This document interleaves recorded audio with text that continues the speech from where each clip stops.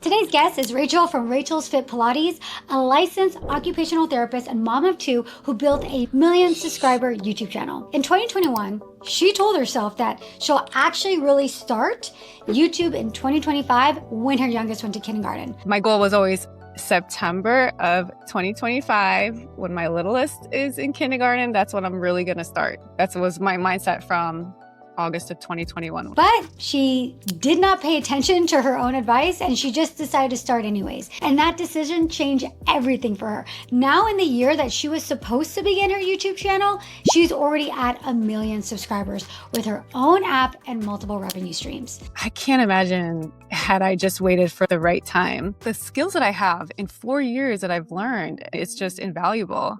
I'm so much better off because I started 4 years ago. Here I have 1 million subscribers at that point. In this conversation, Rachel and I break down how one wall Pilates video changed her life, why she felt stuck even at 400,000 subscribers, the decision that took her from playing it safe to 1 million subscribers, and how YouTube has completely transformed her quality of life as a mom. So if you've ever thought, I'll start when the timing is perfect, I'll start later, I'll start when my kid is older, this conversation will show you why starting now is truly the only move that matters. Hi, I'm Erika Vieira, a YouTube strategist, channel producer, and coach who's worked with nearly 2,500 female YouTube creators over the last decade. And what I've learned is this: the difference between spinning your wheels and actually growing on YouTube isn't luck, it's strategy. That's what this show is about. Real conversations with real women creators about what it really takes to make YouTube work for you. If you want to learn more about how I work with high achieving women entrepreneurs, business owners, and creatives like Rachel, as well as access my free live YouTube workshop, the links are in the description below. Class is in session. Let's talk to Rachel.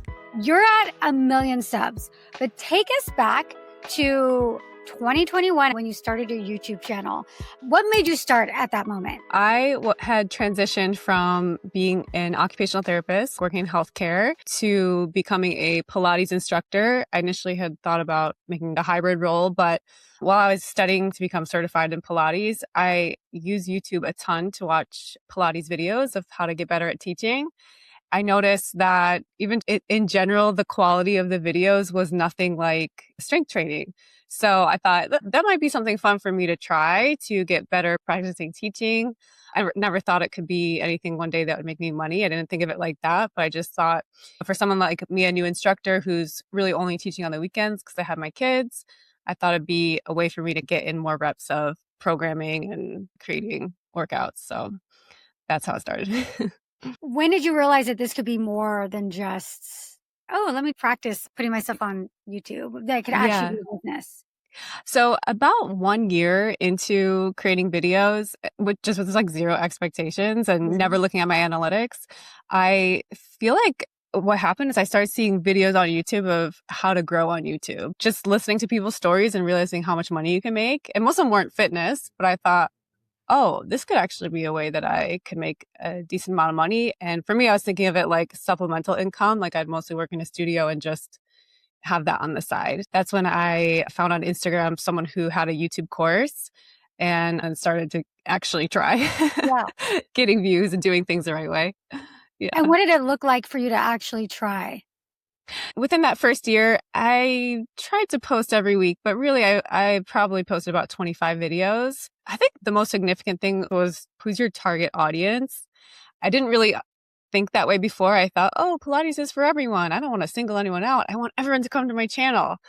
That's a mistake because if you're talking to everyone, you're talking to no one. Yes. Starting to talk more about me as a mom, trying to fit in workouts, and then what kind of style of workout. How can I make my workouts a little bit different than Move with Nicole was a big Pilates person. So how can I make my workouts different from her? If most people find her workouts, how can I make mine a little different and have me come up in search instead of her the only one? I tried a few things, maybe 8 months till things started changing for me. And what did that look like when you said things started changing? From that point, when I started on the course, I think I had, I don't know, I think I had like 700 subscribers when I started. So after that first year. And yeah, and then until February, then I had 1,000. So I got 1,000, 300 or so working with her. Yeah. I was really struggling with watch hours. I just could not get a lot of watch hours. That was my main struggle because I Mm-hmm. had hit that threshold of 1,000 subscribers, but Yes. not the 4,000 watch hours. I think I can't remember. It was pretty low. But I started looking at trends and I noticed wall Pilates was something that I was seeing ads for and was coming up on my For You page. And using TubeBuddy, I had learned how to use that and seeing that it was something that was really searched and there was not a lot of videos for it. Mm-hmm. I made one video and then right away I made a second one just so it could look like if it did well, at least there's one more video. Yeah. And then within 10 days, because I had been making reformer videos at this time, so it's completely different. Mm-hmm. Within 10 days, it just all of a sudden everything exploded from there. I know that wall Pilates video, that first one that you did, Yes. was the major Insane. turning point for you. Yes. Yes. And what was really cool about it was kind of a dream scenario as a creator because really the most qualified people to do a video like that should be Pilates instructors. It has Pilates in the name. But because it's not a traditional way to do Pilates, I hardly learned any wall exercises in my certification course. It's so out there and people would really look down on it that most Pilates instructors, the people who'd be most qualified to make it, were not I'm not making it. willing to doing it. Yeah. Yeah. So it's only Yeah. influencers making it. I can figure out how to adapt these exercises to the wall, apply what I learned, and I don't care if I get judged for it. Yeah. And that decision served me well. So It changed your entire life. Like it that really did. decision. It Yeah. is interesting because I worked with so many business owners and professionals in their fields. And I know there are stigmas around doing certain Yes. things. I've seen that. And I sometimes with a lot of the business owners I work with, it's a little bit more of a struggle and encouraging them to try trends or try something because they're like, oh, they're in this like professional mode. But Yeah. for you, it paid off for you to do that. Yeah, absolutely. And really is like, I mean, who is it hurting? Like, it's something that I can, as an occupational therapist too, I'm used to having to change the way you do things. And I know the basis of exercise science from my undergrad degree in kinesiology. So I'm like, it's exercise. It can help improve strength and that kind of stuff. It looks different, but why not? When you started your channel, I know that you were an occupational therapist, but were you still working at that time? Your children were really young. What was going on in your personal life when you started? I had moved from Michigan to Georgia and I just had a baby. So I had planned to take some time off, basically just being a stay-at-home mom. And then I was applying for my license, for my OT license, but COVID happened. So it took a long time for me to be able to get it. And then just having that time off from work, I had this conversation with my husband. He's like, you really hate what you do. You complain about it a lot. So maybe try to do something that incorporates fitness, which I've always loved. That's how I got into Pilates. I really I wasn't working during the week when I created my channel. I would maybe spend about 10 hours a week on my channel because I had a 2-year-old and a 5-year-old. So that is what felt doable for me. And then I just teach Pilates like every Saturday and Sunday at a studio. You still do? I did. I just stopped a couple months ago. My husband. Oh, really? Yeah. He was like, you don't need to do it anymore. Part of it was me like, oh, I want to keep up my skills. But he's like, you run a business now and it just takes away time from the family. And he's right. Once I was able to stop that, then I can work on things with my channel. Cause even when I teach there, as much as I love it, I'm always thinking about my business here and what I need to do and what I want to do. Yeah. I didn't realize you were still teaching Pilates in person. Oh my gosh. That's funny. That's funny. Your channel started to take off with that wall Pilates video. What did that look like exactly? And then how did that then change your approach to YouTube at the time? When it initially started taking off, because I had only been making reformer videos, I did come to a point where I said, I don't know, do I go all in on wall Pilates? Do I stay with reformer? And it actually was an interview that I had heard on your podcast where you mentioned Social Blade, just a website, Yeah. I looked up the biggest reformer channel and I looked how many views is she getting because that can tell me how much money she's making. Yeah, and I can tell you the potential of in that niche, basically. Yes. So the biggest one ever was getting 200,000 views a month. If I want this to be a full-time income, I need to be getting more views than that. Yeah. So that's where I decided I need to switch to something that appeals to a wider audience because I would love for this to be a full-time income. That's the thing with wall Pilates. I remember when we were working together, wall Pilates is really interesting because it appeals to so many different people that are intimidated by Pilates, people that are looking for something maybe, or they think it's maybe a little bit easier, but it's actually not. Who was attracted to wall Pilates? It tended to attract a lot of people who are very into trends. So it Mhm. seems like people, they would tell me, oh, I tried, so and so's challenge or this challenge. People who tend to be attracted to my channel then and even now are not Pilates enthusiasts. They're people who kind of like follow trends, or they like different methods of workouts that they can just do at home. So Mhm. yeah. At what point did you look at your channel and be like, okay, I do feel like it's a legitimate business? Right when I was starting to almost get monetized, which was like a month after the wall Pilates Wall stuff started Pilates. taking off. Yeah. Yeah. That's when I created an LLC, and you just really started to think of it like a business then. And it's okay, now I'm tracking my business expenses, whatever creating my channel, all my Mhm. YouTube income is going to go to a business account. So right from the gate of getting monetized, 'cause it took me a year and a half to get monetized. So I had a long time to think about it. The thing is, you were at it for a little while before this viral moment happened for Yes. you. It wasn't like it happened the fifth or sixth or even 10th video. How many videos had you done before that really happened? I think I had created 100 videos probably by that point. Here's the thing. Yeah, Is this your first video 4 years ago? I've You private privated some it? of them. Yeah, Yeah. they're so bad. Yeah. Yeah. But, yeah, I probably had about 100. 100 videos. I know a lot of people feel like, like, oh, I say you shouldn't even look at your analytics really until video 30. Really, the first 10, 20, 30, it's just you getting comfortable in front of the camera and figuring out YouTube. There's so many aspects to YouTube to figure out. Do you feel like Yes. at that point, 100 videos later, that you were ready for that to happen? Even though you want the success so quickly, Mm-hmm. and it can kind of feel like, well, nothing's happening, you are gaining so many skills Yes. between your first video and whatever video it eventually pops off on. Mm-hmm. So my filming skills, my computer skills, my editing skills were so much better.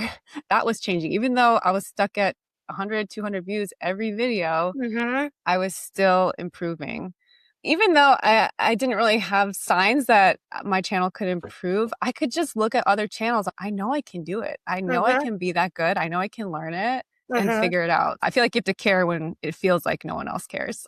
Yeah, exactly. You do. Even if the Yeah. signs aren't there, it's like if you know you're getting better and you know you're improving, it just takes that lightning in a bottle moment. It really does. And Yes. I think that's a very similar story that happens to a lot of creators that they're working. There's something, there's a trend, there's something that happens.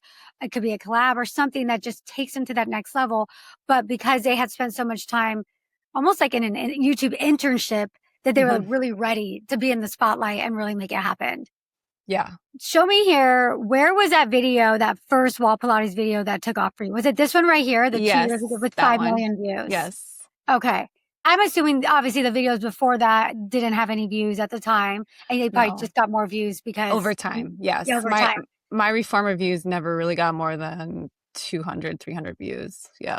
Yeah, and it's funny because I've had several people in the bootcamp that have come in who do fitness. And I know there was somebody that was doing reformer, and I'm like, you have to think, what is the actual market size of a audience that has reformers? Yes. Unless you're selling reformers or you're doing something else, you cannot rely on the views for that kind of niche because there's a cap to that niche. And that's not Hmm. to say for people not to do certain niches. There are certain niches that there's a cap to. Like even what I'm doing, how to start a YouTube channel, that's got much more niche than what you're doing, which is Pilates, right? Hmm. But it depends on the business model and how people are making money from it. But I know for you at the time, especially your main revenue source really was AdSense. It was the Hmm. views. Oh, yeah. Yeah. There's never been a better time to do reformer if you want reformer, because there are a lot more cheaper options coming out of the That's machine true. itself. However, you can't expect a full-time income from it, I don't think. But if you want to maybe start with YouTube and then go to a channel membership, get people onto Uscreen or create an app, Uh-huh. then that could be a good idea, That's so good. because start with YouTube and then so you have two forms of income. If you start right with an app, I feel like that'd be hard then to Mhm. try to get that form of income from YouTube too. Yeah. And I want to talk about that with you because I know that's a big thing that you're working on right now. So we've got Sure. the wall Pilates, you were doing reformer beforehand. And then it looks like here you went all in on wall Pilates. Yeah, like you can see there is a few. One reformer. Yeah, like, oh, I'll try. I'll see how it does. It does terrible. And they took Uh-huh. so much longer to edit because they're 40 minutes Yeah. compared Ah, to so that was even a Everlight's the harder 10. video. Yeah, it's physically Mhm. harder for me to make. It takes Mhm. longer and it would get 1,000 views. After maybe 3, I said, I have to just stop. Yeah. And you went all in on wall Pilates at that point. Yes. February was the very first one. Mhm. And I think I created, like in May, I had created a 7-day wall Pilates challenge. And Mhm. then I got a lot of comments saying, can you make a 28-day one? So in Mm. June, I created a 28-day one. And that's when things took off even more because a lot of people were searching 28-day wall Pilates challenge. That's what a lot of these apps were advertising. And I looked it up too. I just want to make sure this is not something that is copyrighted or other people making them. Yeah, Yeah. this video. Mhm. But there were a lot of different websites and people making 28-day wall Pilates challenges. So I said, okay, I can make it. It's so great with challenges because someone finds your channel and then they come back 28 more days Yeah. versus, oh, she's all right. Maybe I'll subscribe or not. I don't know. Were you the first person to do wall Pilates on YouTube? I had seen a few other people. I think when I looked it up, there might have been 3 other videos, Mm. and I think one was really old. I learned the first 24 hours or 48 hours, you can come up in search more than if your video didn't do that well and you don't show up. So I tried to post, I used to post every week. I tried to post more frequently so that Yeah. whenever someone looked up wall Pilates, I was coming up there more. And then this 28-day challenge is after the initial boost picked up your channel even more. Yes. And I had learned to make an email list. You can make challenge calendars. I had that ready right away for this. Mhm. Some people would just download the free calendar and put their email in. What was going on where you were doing your wall Pilates things and you felt, hey, I can use some additional help and guidance? I think I was just thinking of long term, like knowing Mhm. this is a trend. And really, the way that I work out is strength training mostly and some Pilates. And it's not wall Pilates. I can't make wall Pilates workouts forever. This trend will eventually end. I keep trying to put out strength workouts and no one's interested. So how can I create a channel where I can create what I want? I didn't mind making wall Pilates, but I wanted to make strength workouts too. Kind of a mix, Pilates and strength. And I didn't know how to do that. And part of it from following you too was just your transparency was showing your clients AdSense revenue. I can remember I looked at Instagram story and it was 20,000.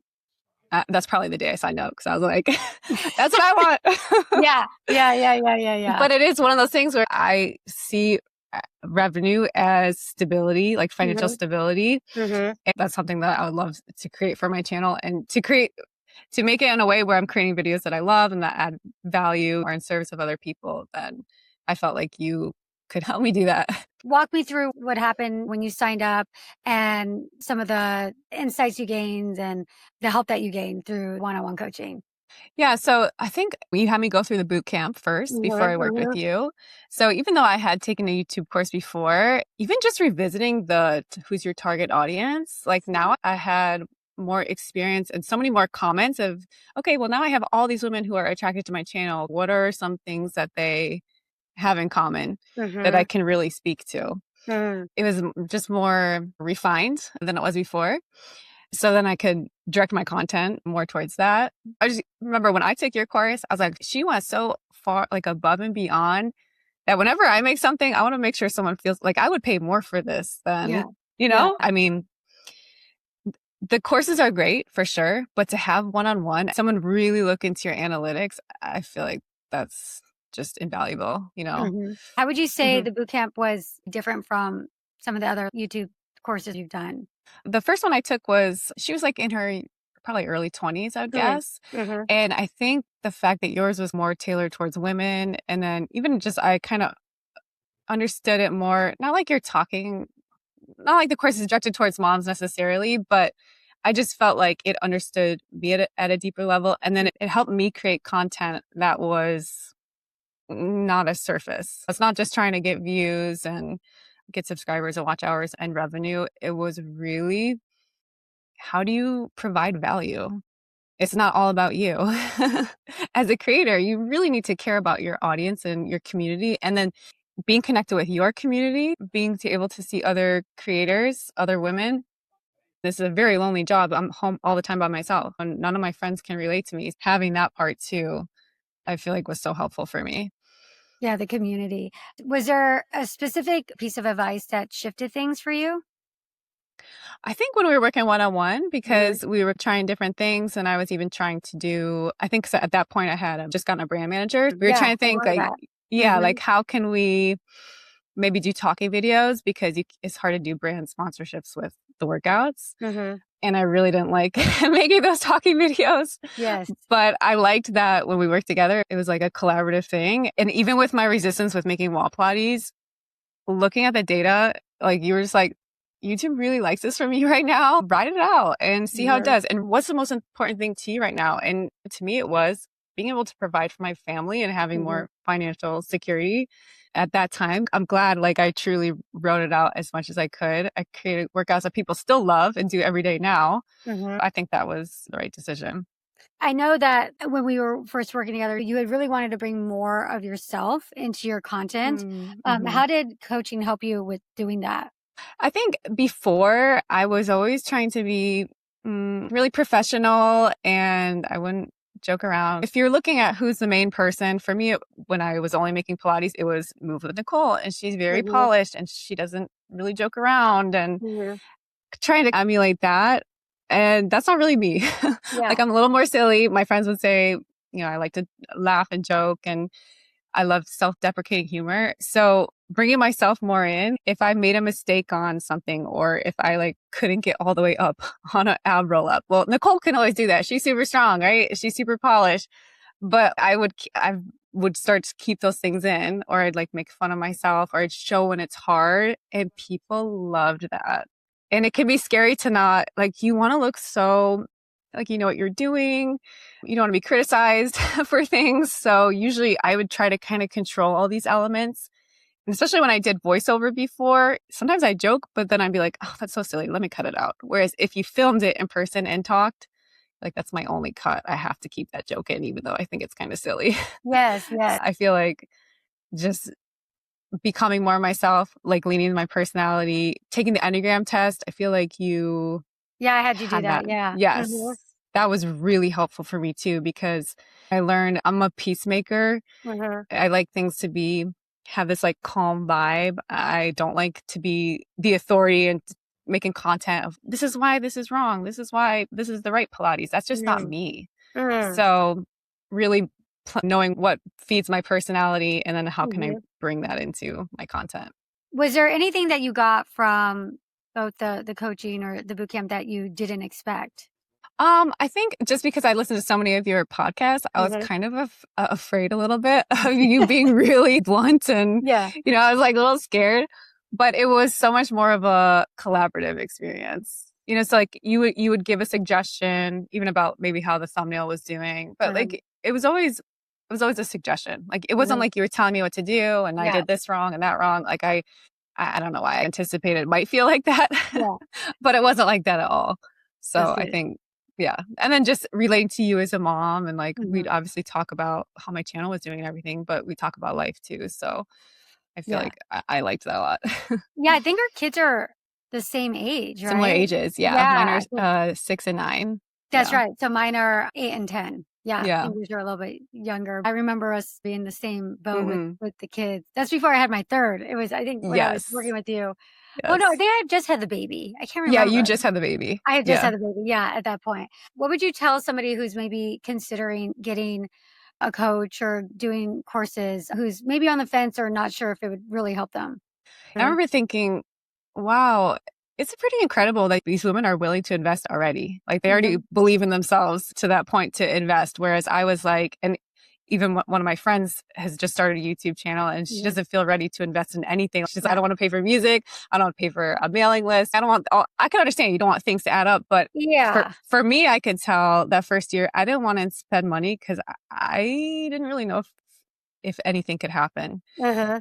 I think if you have the means to pay for it right away, I think pay for it right away because you're Mhm, not going to waste time. You're going to learn a lot. A lot of stuff mhm. about YouTube is not intuitive. Yeah. Yeah. It's You know, true. It's yeah. true. Mm-hmm. If you don't have the means right away, I would say maybe give it a year. And at the year point, I would really, I mean, seriously consider doing it. There's no way I'd be where I am now without doing it. Mm-hmm. There's no way. Yeah. Yeah. It's so much more self-centered, I think. My initial, I don't know if it's necessarily my initial reasonings for doing it, but you think a lot more about yourself and how is my channel doing? How are my views? And those courses teach you, you need to be caring about your community. You need to be thinking about value. You really shift the way that you create Mm-hmm. and think about it. And that's ultimately what will get you subscribers and views and revenue. Yeah. One of the things that you were really worried about with your channel was, is this just a flash in the pan? Because I grew my channel because of a trend, and when that trend is over, is my channel dead? So I know that was something that we were really working on. I remember we did a lot of deep dive work into, is it worth doing something else or throwing it? I'm like, Rachel, like the numbers are strong. Sometimes trends last a really long time. And that's what, in your case, it's even going from a trend to more just like, this is what you're known for. How did that help you? Now what?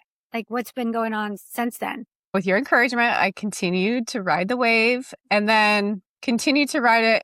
And then adding in, okay, what are some other similarities that people Yes. like beyond wall Pilates? So kind of like all standing Pilates workouts. So what I found is trying other things, like sure, maybe continue to do wall Pilates and then do an all standing workout and then do an ab workout, then do wall Pilates. So I continued in that way until I started to see wall Pilates kind of trend down.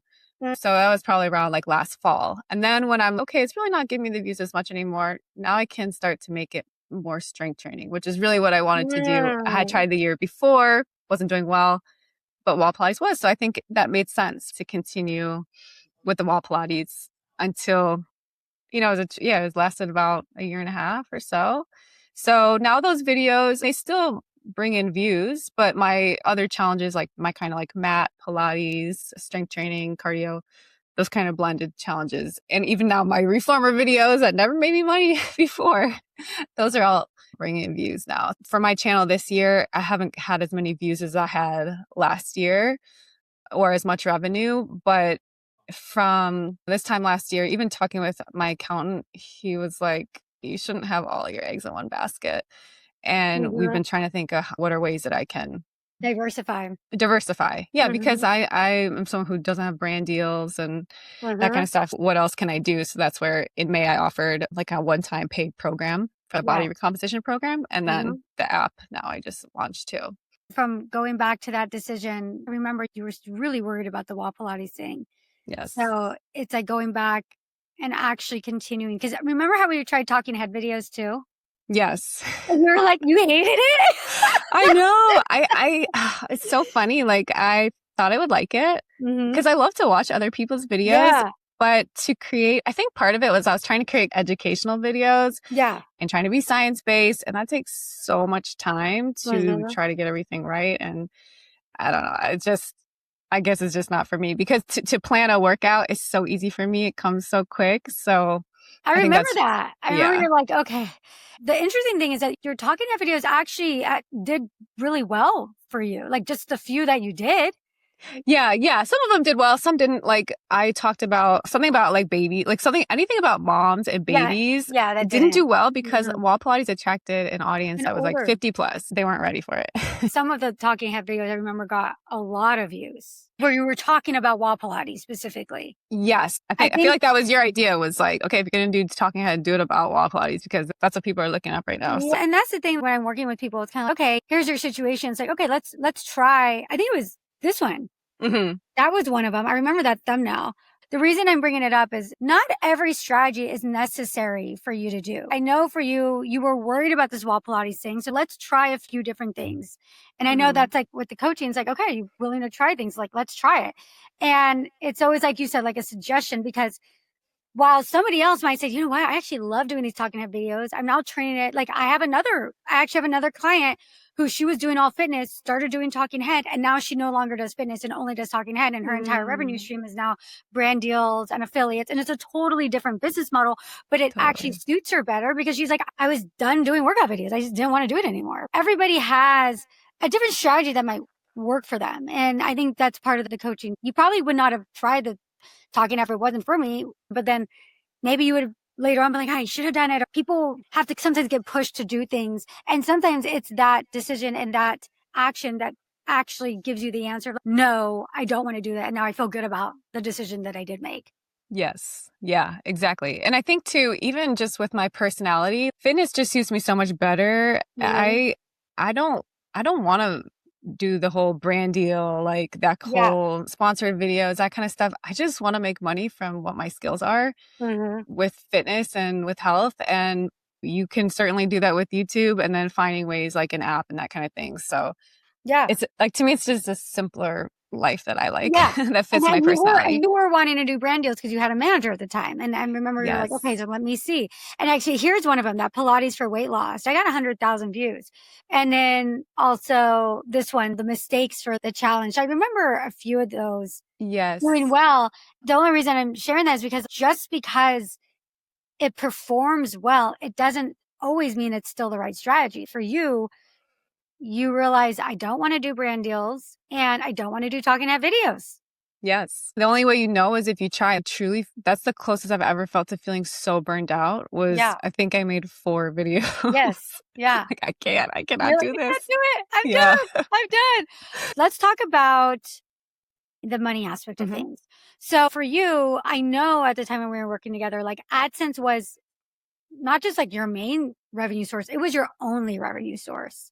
Can you share in your whole journey of being on YouTube and to 1 million subscribers, what has been your highest revenue month? How much did you make for that? And then what's the most you've ever made from one video? The highest ever revenue month was a January, of course. And it was $32,000 in revenue. I worked with you, I think, right at the end of that month. So 32,000. Yeah. And then my highest ever video for one video, $80,000. Wow. From one video. Yeah. That's like an entire OT salary, occupational therapy salary in a year. You know, it's not my most viewed video. I think it might be the second. I think it's 4 million. Interestingly enough, it's only 3 minutes long. It was my intro video. But the RPM was just, I think it was, at some points it was $30. 30 RPM. Yeah. That's really good. I know. I think it was because people would always tell me, oh, I see all those wall Pilates ads on your videos. I'm like, I think that's who was paying for it. So that's why. Yeah. That's why. Even though it was that kind of conflicting, but I mean, there's not that many people doing wall Pilates, like you said.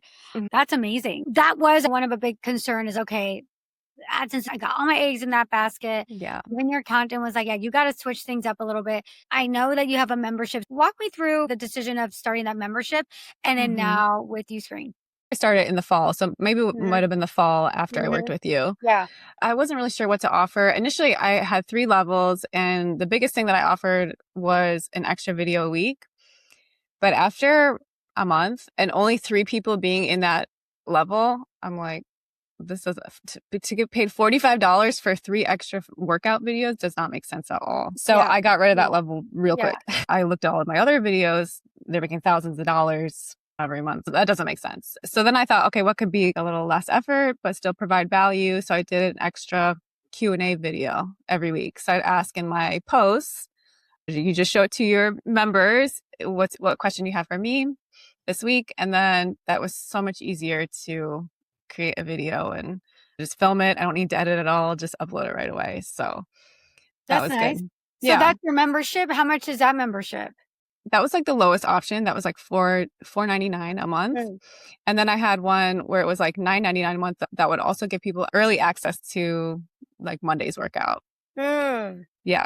But I've just decided I'm getting rid of the membership now because you are completely just the extra time to do the videos and just the revenue that it brings in. I don't think it's worth it now. I think my time is better spent in the community of my app now. Of your app now. Now that you have the app though.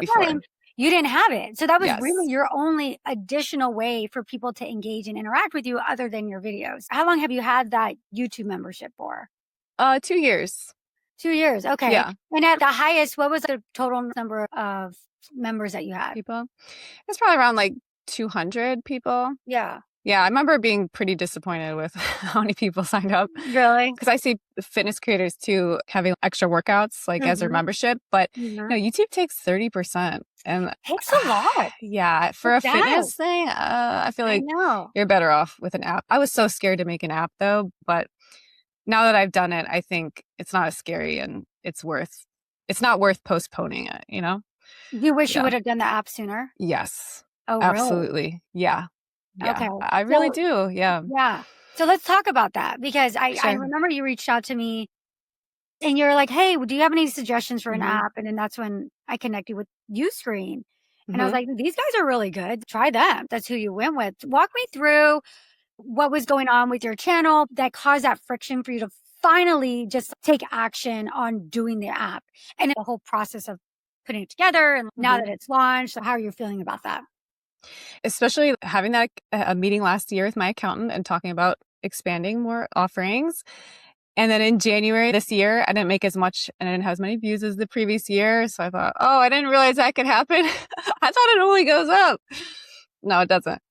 Just seeing that. And then the next month, everything's trending down. So I thought I do these monthly calendars every month and people download them. And I can see I have 7,000 people downloading them. I'm sure a certain amount of people will buy it out for me.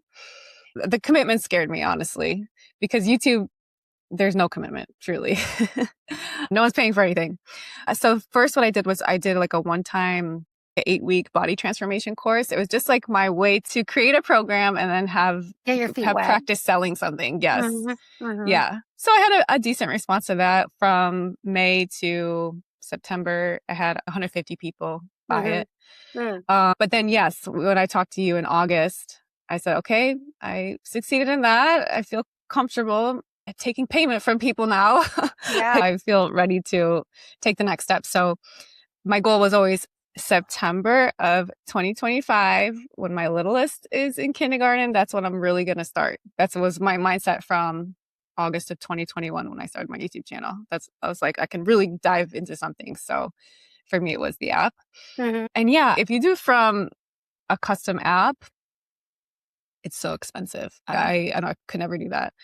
Learning about different platforms that are kind of like a third party. Some of it looks like your app, but they own the developer accounts, which I didn't love the idea of. And then with Uscreen, you own the developer account. So if you truly didn't like it, you could take it if you wanted to. That was a big for me. Yeah. I don't anticipate that. And then seeing other Pilates instructors who I know, having really great experiences with them.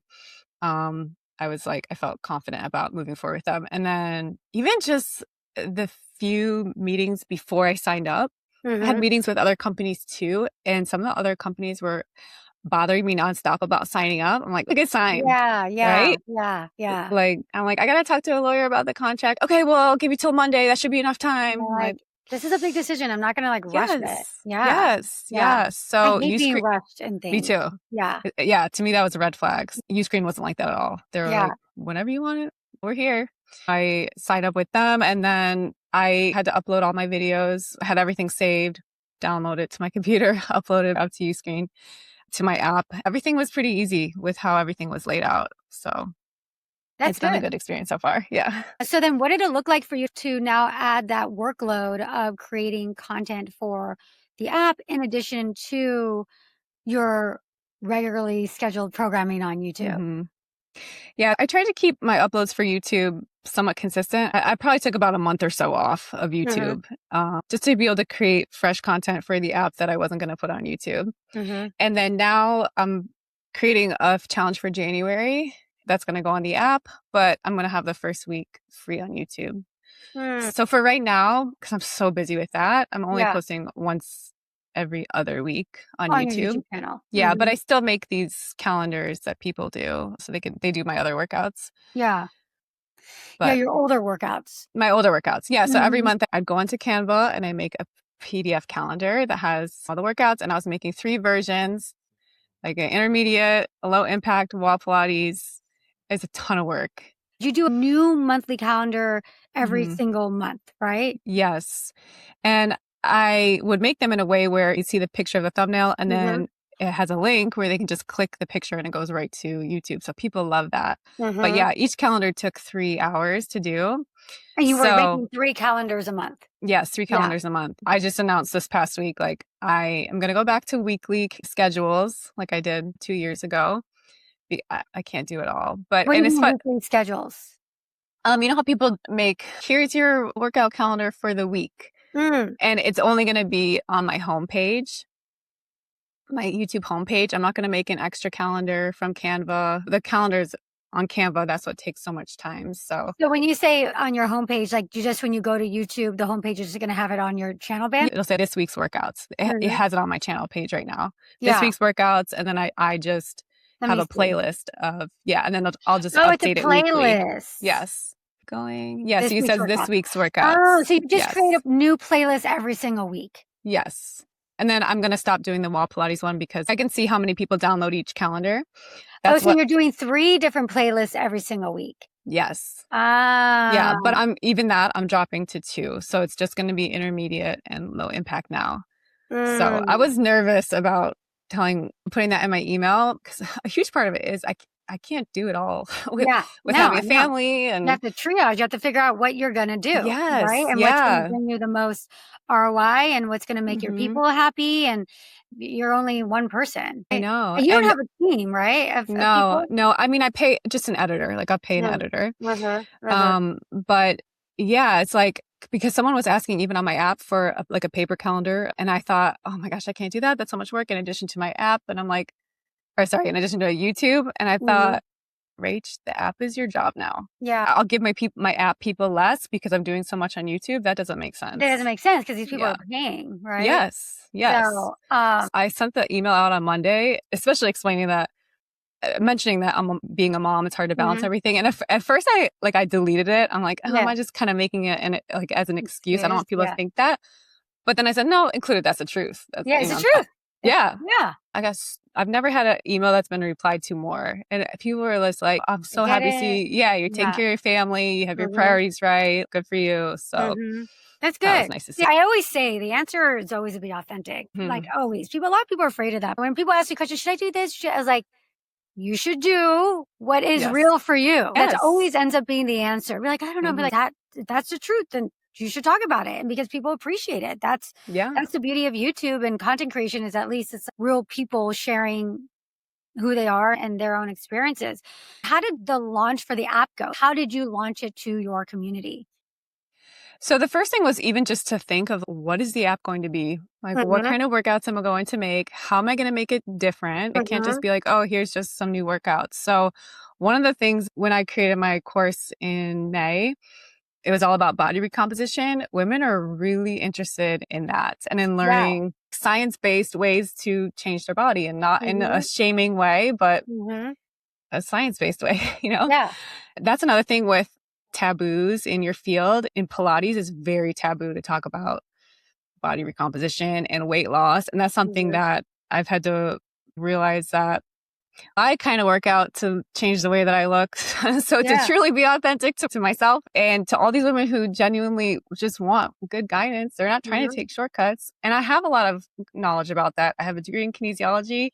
I did a bodybuilding show. I know so much, and I have so much I can share, and I'm afraid to talk about it because people are going to call me fat phobic or something. I don't know, Yeah. I had to be willing to, I was willing to get criticism for it. And I think that's something with the content too. If you're not repelling anyone, you're not drawing anyone in deeply either, especially because adding in strength training, because they do talk about body recomposition, and that's bodybuilding physique training. So with the app, it was like, okay, it's not going to be called Rachel's Fit Pilates. It's going to be called Rachel's Fit Physique. And it's going to be, yes, the workouts, but also just this deeper emphasis on strength training.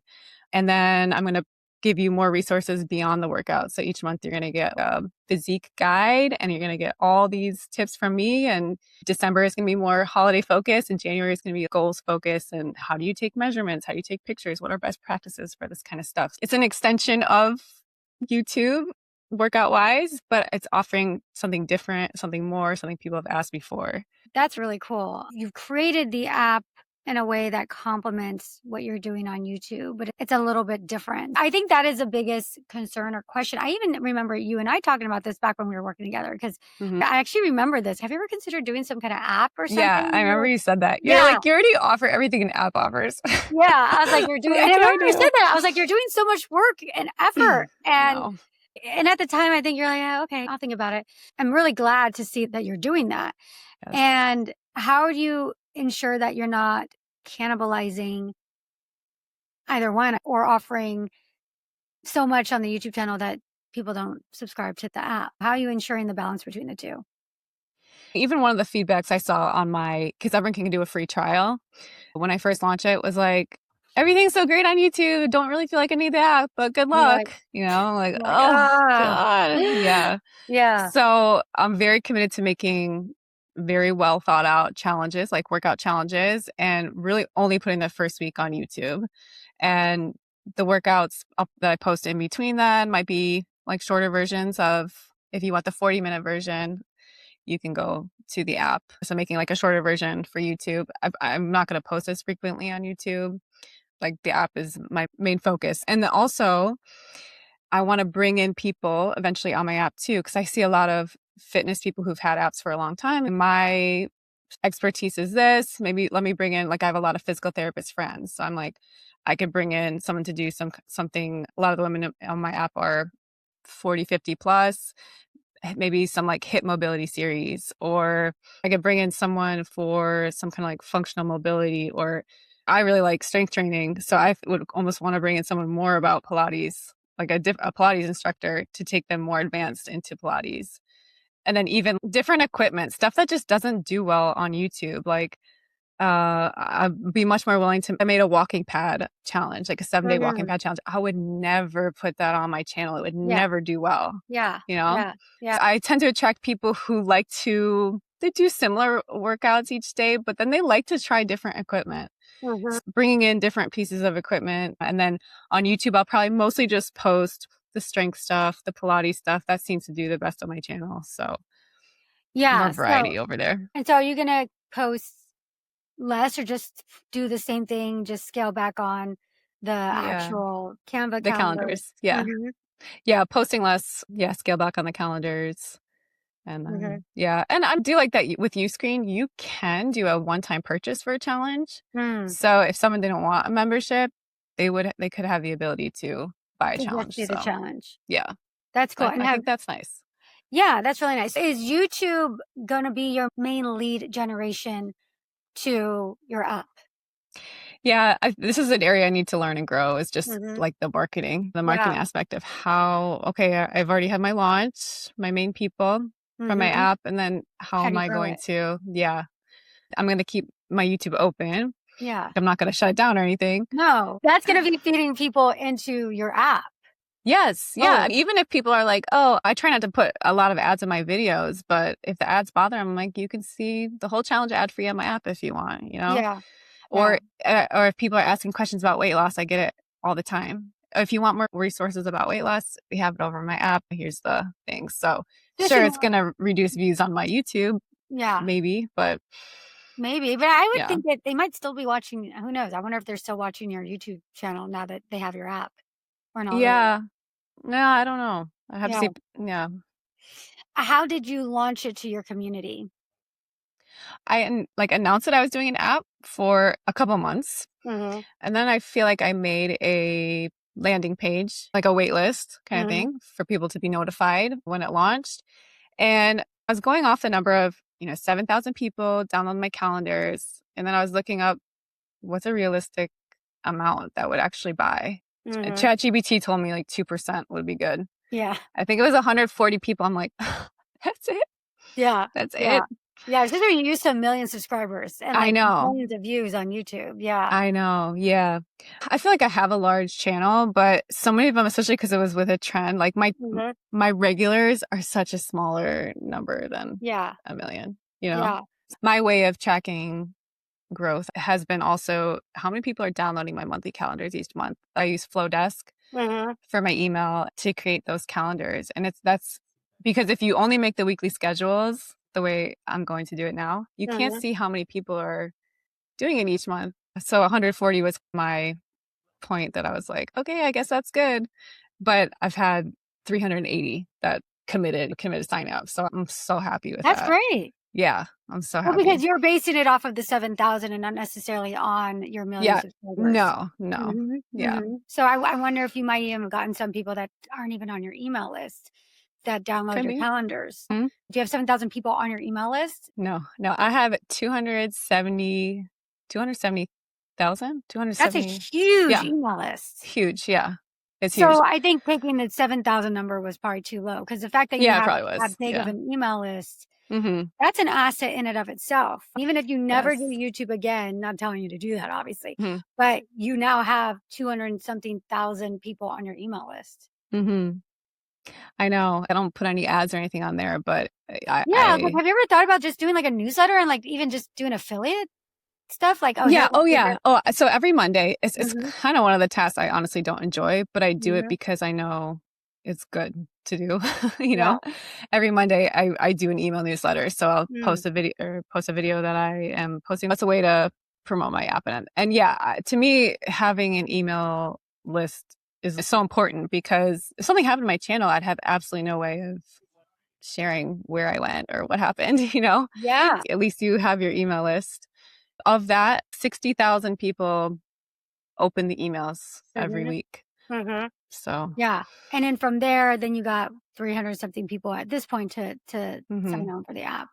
yes. So So, now my email can be a way that I can also like share stuff about the app, new befores and things. afters and things like that, Yes. Yeah, especially testimonials, that. you Yes, know? talking about what were we talking about in the community. To me, Mhm. especially with the app, I'm obviously focused on workouts, but I want to focus on the community part so much. I know that's so important. Oh, Like I feel like yeah. you do a great job with that. Yeah. The Always trying to make community, community better. So I'm it's like, all about the community. That's what's gonna keep people yes. to stay.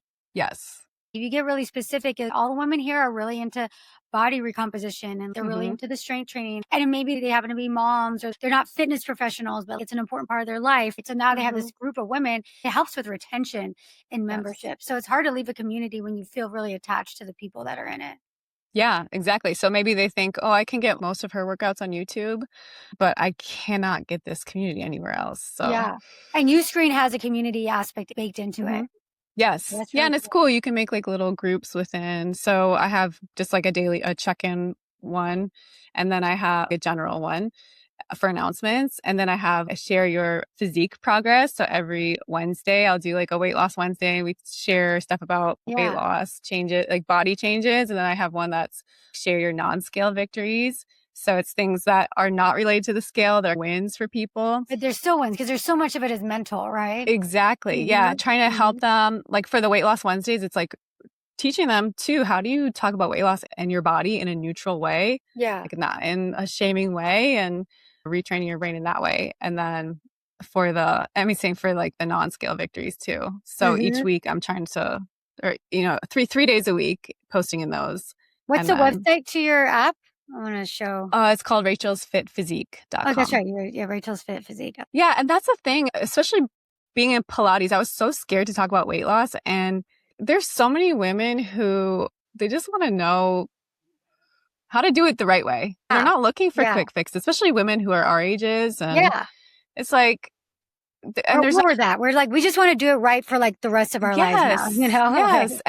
And yeah, there's a lot of content that's, oh, you should only work out to be strong and for mhm. longevity. It's like, yeah, that's great. But a lot of this matters for people too, you know? Yeah. Yeah. So That's cool. And is this landing page something that you have within Uscreen, or is that you create the landing yes, page separately? yes, everything is within Uscreen. Yeah. Oh, that's cool. Yeah. Yeah. So then you can see like the calendar, you can see the workouts I have scheduled. Like you Mhm. can't click on them, but Oh, okay. So we can see Yeah, you like can your click that. calendar. Yeah, Okay. So the then people like workouts. really get a sense of what it is that Yes. you're offering. Mm-hmm. So, and are you Yeah, doing so live workouts at all or no? no, Mm-hmm. you can. I think you have to, Mm-hmm. like, I don't know. That never has really appealed to me Yeah. much Yeah. Yeah. to do Yeah. live ones, but So I know some people do it. So, yes, a lot of um, people do. I'm kidding. excited because even with YouTube, I did feel like I only could post Pilates workouts. Like Mm-hmm. nothing really did that well. And to be able to do more strength training and just all the different, I love being creative with Mm-hmm. making workouts. So Mm-hmm. now I'm just like, oh, I have this The new sky's the creative limit. freedom. Yeah. Yes. You're not stuck in like the Pilates kind of Yes. niche that YouTube has said. You're Pilates, you're wall Pilates. Exactly. I'm not going to push you out for strength training. I know. I know. So I mean, I'll try to post them, but it's like Mm-hmm. they don't do as They well. don't get the I know views. I'm like in Pilates prison. That's what I've told my audience Oh, because they're willing to see more, yeah. but But YouTube is just not going to push it out. yes. So what would be your advice for fitness YouTube creators looking to grow right now? I think one of the best advice that I saw as a creator trying to grow was Mm-hmm. to create challenges. I think that's Mm-hmm. a wonderful way to grow. Yeah. Start with a 7-day challenge. People find day one and then they'll come back for 7 more days. I think making a calendar too, so that you can start to build up your email list Mm-hmm. is a good way to do it. The email list is Yeah. massive because you were doing that from like day one. Year Yeah. year one, yeah. But the Yeah. problem is I chose MailChimp as my first one because it was free, Mm. but then it gets so expensive Really the more you expensive. get. Mm-hmm. Yes. So I switched to Flowdesk. Flowdesk had like unlimited contacts. Everything I exported, I had 40,000 people. When I tried to import it into Flowdesk, it didn't work. I tried, so I lost all those contacts. I'm like, oh, I wish I had You started lost with, your first 40,000 contacts? yes, yeah. Oh my God. Yeah. So I'm like, I wish I had started with something where I could just stay Grow. there. Yes. It would have been Oh. worth investing it was like, it's $38 a month. Yeah. At the time, you're like, oh my God. Right. That was too Yeah. much. For moms who want to start a YouTube channel, but they feel like they don't have time, what would you Mhm. tell them? I do remember you said, I was going to start my YouTube channel when my youngest was in kindergarten, which would have Mhm. been this year. Yes. And 4 years then later. 4 Yeah. years later. Here I have 1 million subscribers at that point. I think what's so nice about YouTube, because no one is paying, you can do as much or as little as you want. If you want to do really well, you obviously have to be consistent. Let's say you want to do crafting. If you have little kids, starting an Etsy shop would probably not be a great idea versus starting with a YouTube channel. That's not as much commitment and getting your audience there. I can't imagine had I just waited for the right time. I feel like Alex Hormozy says, start when it's hard. The skills that I have in 4 years that I've learned, it's just invaluable. I'm so much better off because I started 4 years ago. So the first year, my youngest was not in school at all. I did 10 hours a week. The next year, I tried 15 to 20 hours a week, and then 20 hours a week, and then now full time. I think that's what's nice about YouTube is you can decide what works right for your family. Sometimes you don't always get it right. Sometimes it's a little too much. Your house is falling apart, you know, Yeah. Oh, yeah. but I still struggle with that now of balancing. Balancing everything with the kids. Yes. I mean, I know that, you know that, like, Yes. when we're It's a moms, lot. like we want to be there for our kids. And that's why the reason why I think are attracted. And for a lot of the moms watching this or that are in your community, my community, we're attracted to this idea of doing something on our own, like social media, YouTube, because we want that freedom and flexibility to be there for our kids, to go on the field trips, to do this.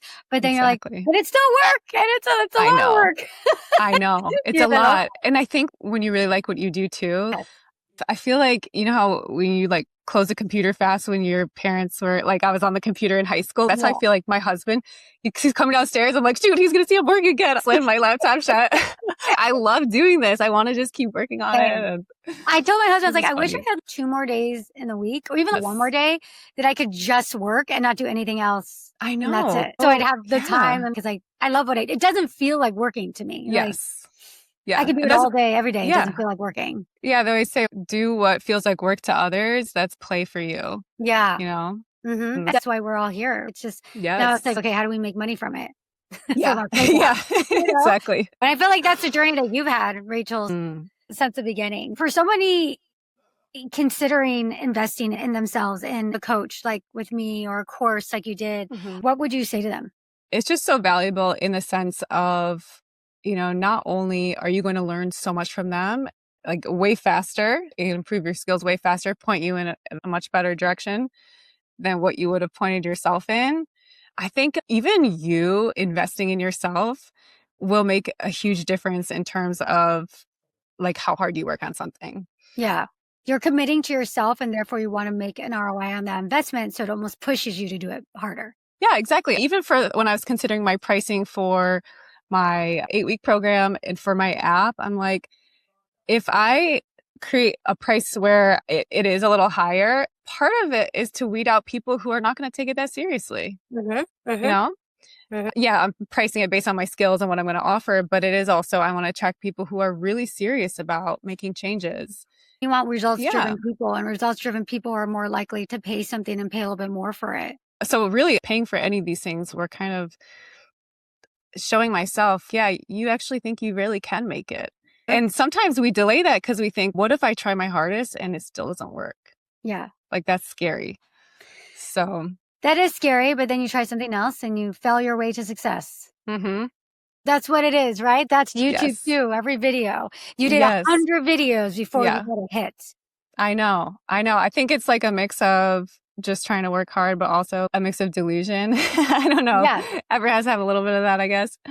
Every YouTuber has that. I was just talking to my husband about it yesterday. I think the thing with anyone on YouTube, you have to be a little bit delusional because there's so many people in the world that would not be willing to get onto YouTube.